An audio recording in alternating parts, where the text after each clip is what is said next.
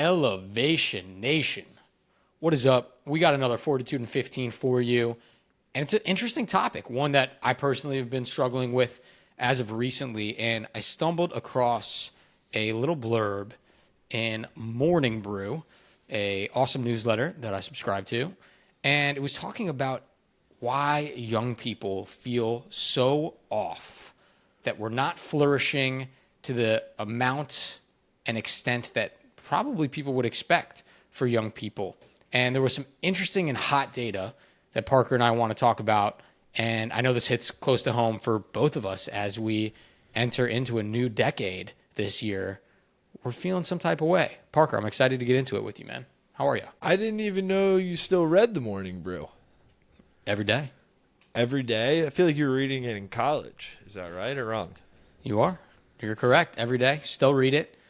Got to get my news. And I like that as my news source. It's a good spot. I guess you're not in the Twitter world as your news source. You read your newsletter once a morning. It's called X, right? Not Twitter, Parker. X, sorry. Damn. The Everything app. The Everything app. It literally is becoming the Everything app. No, it's an interesting report. I think it's fascinating. I'm excited to jump into it. So there's a study it's a global flourishing study from Harvard and Baylor. Over 200,000 people were surveyed across 22 countries. And the group that was struggling the most, had the least amount of flourishment, if that's a word, was young people. Not kids, not the elderly, but our demographic, our generation, 18 to 29-year-olds, which I guess great sign. Parker, we're turning 30, so maybe we're about to be out of that group and we'll flourish more. But they described flourishing. It was defined as good mental and physical health, meaningful relationships, financial security, and here's the kicker, feeling happy. And 18 to 29-year-olds, especially in the U.S., are falling way behind the global average across other demographics. What do you think about that, Parker? Pretty crazy stat there. As much as I want to say I'm surprised, I'm not surprised, like at all. 18 to 29, man. We've been talking about this for a long time. It's a challenging time in people's life. But from the outside, I think like even my parents or like older people I talk to, they would always think, we have it all. We have flexibility in work. So a lot of us work from home.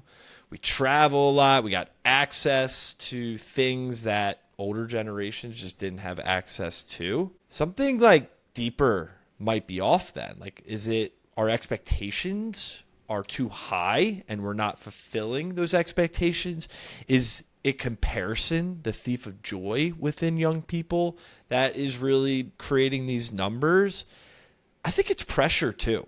It's pressure from the outside and pressure from the inside. And I think young people, especially this group we're talking about, we put a lot of pressure on ourselves, man. We do. We want to be good. We want to be great. And a lot of us are good and a lot of us are great. But we have this pressure that we need to like push and push and push, when in reality, I don't think we need to push that extra hard beyond what we're already pushing.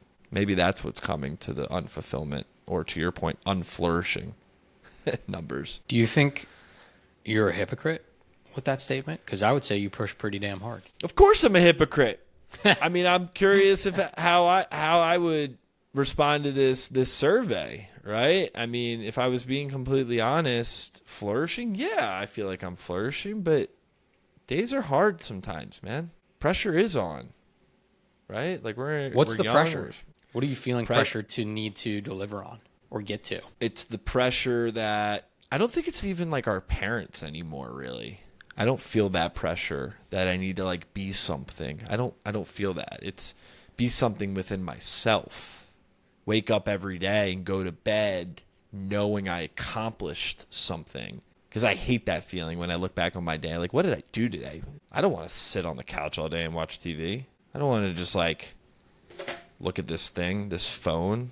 No, I want to accomplish a task. I want to make an impact on the world. Young people, this group, we want to make an impact on the world, whether it's one person or thousands, millions, whatever it might be.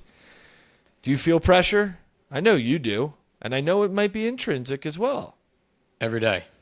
Every day I feel pressure, dude. I think our parents' generation, maybe I'll go a generation before that, grandparents' generation, this concept of the American dream. White picket fence, a dog named Fido, a TV in your living room, right? A vacuum, send your kids to school, maybe go on a family vacation to the Grand Canyon. The expectations You're really panning this. the American dream. Listen, I'm painting a picture. The expectations of an American dream were that. And if you did those things, you were flourishing. Your neighbors were doing the same kind of thing. You had the job, and you had 2.5 kids, and that was it. That was the dream. If you hit that dream, you were flourishing. You bought a house in suburbia. You were able to raise your kids, send them to a good school. You had a job. You had security. That was flourishing. I think fast forward to our parents' generation, it was a similar expectation, but I would say maybe slightly elevated, right? Now it was make sure to send your kids to a great college. Make sure you save money so that they can go to the school that they want to, or the camp that they want to attend. Or maybe I'm going to pay for my kid a couple years out of school so that they can pursue their career in art, dance, mindfulness therapy, right? Like whatever. And it's now sacrificing to help your kid have their dream. And our parents were flourishing when they could do all those things. And now you have our generation where we see people our own age starting companies from nothing, selling them for millions of dollars, getting crazy valuations, starting a company and that goes to the stock exchange, getting on Shark Tank, having a career in investment banking that takes off and they're making $500,000 a year, traveling the world, being an influencer, living luxury. And you're seeing all of that every single day. Reading books about how you can break out of the corporate rat race and live the life you desire and travel the world. There's this new pressure that's on our generation to live this dream ideal life. And to be perfectly honest, I want it. I fall right into that trap. I want it. I'm reading a book on passive income, turning it into my passion. I want that life. But something interesting that I'm learning in this book that I'm reading that we'll do an episode on and talk about it is once you make that money to live that dream life, you still lack that fulfillment. And so I think there's a deeper rooted cause of a lack of fulfillment, a lack of purpose in our generation that even when we get to that dream life of traveling the world and having all this income coming in, a lot of those young people are still depressed and miserable and not flourishing.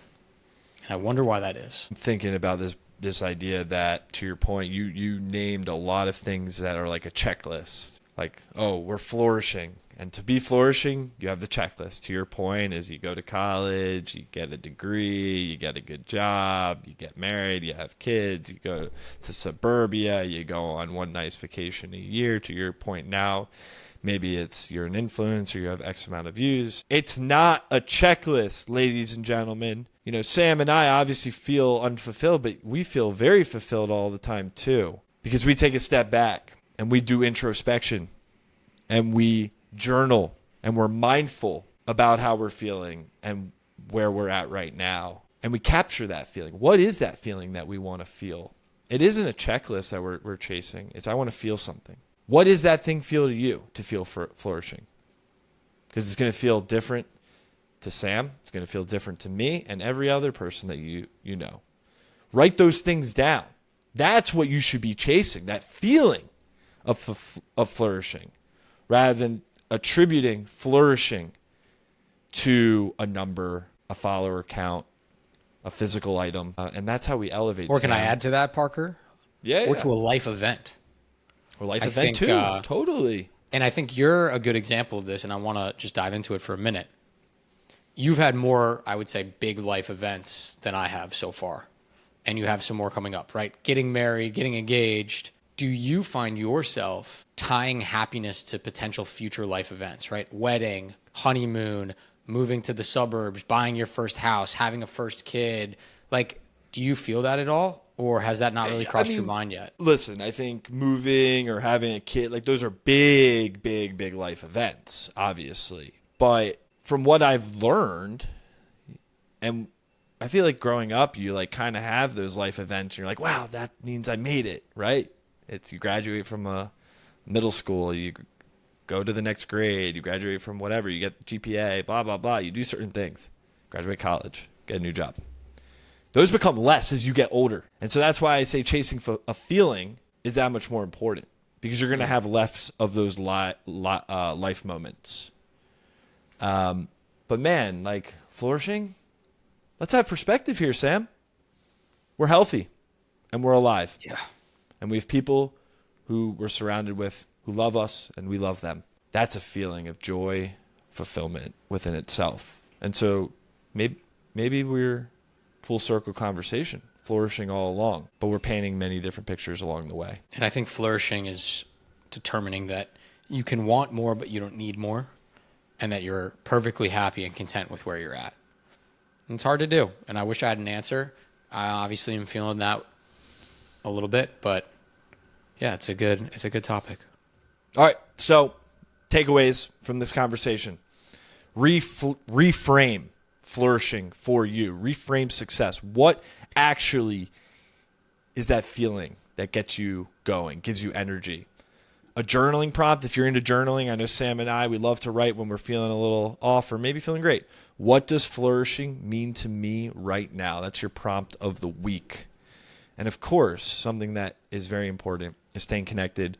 Talk to your friends about how they're really doing and dig a little deeper. Ask those deeper questions. Share reflections so that you can understand what makes someone else feel like they're flourishing, because they might not feel that way at any point in time.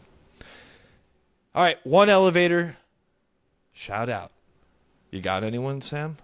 I got it. Elevator 175, Faith Bergman of Life with Intention. I think figuring out how we can flourish starts with being intentional of the life we want, the life we have, and who we are. And Faith is helping people every single day with her platform find their intention and live that life to the fullest so they can flourish. So shout out to Faith. Shout out Faith, and shout out you, Sam. Shout out you, Elevation Nation. And man, we're rolling. Episode 400 coming soon. Damn, we're almost there, Sam. It's crazy. I love it. All right. Flourish this week, Elevation Nation. We'll talk to you next week. Peace.